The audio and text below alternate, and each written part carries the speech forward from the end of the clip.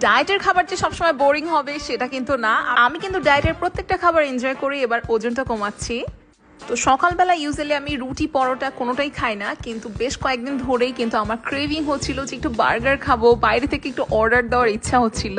তো আমি বার্গারের বান কিনে নিয়ে এসেছিলাম, সাথে ডিম পোস্ট করে নিলাম, মাশরুম একটু সটে করে নিলাম, আর আমার বাসায় বানানো মেয়োনিজ ছিল, আর ছিল এই বারবিকিউ সসটা। এই বারবিকিউ সসটা আসলে ইউজ করলে এমনি মনে হয় যেন বাইরের বার্গারই খাচ্ছি। তো আমি বানটাতে একটু মেয়ো আর বারবিকিউ সস দিয়ে নিলাম, তারপর দিয়ে নিচ্ছি একটু ডিম, একটু মাশরুম, তোমরা চাইলে চিকেনও ইউজ করতে পারো। বানের উপরে পোর্শনেও একটু সসটা দিয়ে ব্যাস হয়ে গেল আমার বার্গার। আর জারিফের জন্যও একটা বার্গার বানিয়ে নিচ্ছিলাম, ও যেহেতু মাশরুম খায় না ওর জন্য শুধু ডিম দিয়ে আমি এখানে করছিলাম, তোমরা চাইলে এভাবেও করতে পারো। তো বাসায় বানানো বার্গারটা কিন্তু হেলদি প্লাস টেস্টি ছিল।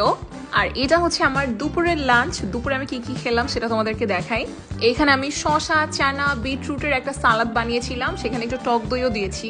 আর বাসায় যে সবজি ভাজি চিকেন ছিল সেগুলো নিয়েছি, কোনো রকমের কোনো ঝোল নেইনি, আর এটা কিন্তু আমার কাছে খুবই মজা লেগেছে। আর এই প্লেটের পোর্শন আমার কাছে এনাফ ছিল, আমার পুরো পেট ভরে গিয়েছিল।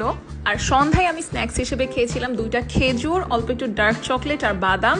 খেজুর, বাদাম আর ডার্ক চকলেটের কম্বিনেশন এত মজার। আমি কিন্তু ইউজুয়ালি আসলে খেজুর খুব বেশি খেতে পারি না, কিন্তু এইভাবে তোমরা খেজুর খেয়ে দেখো, খুবই আমি লাগে।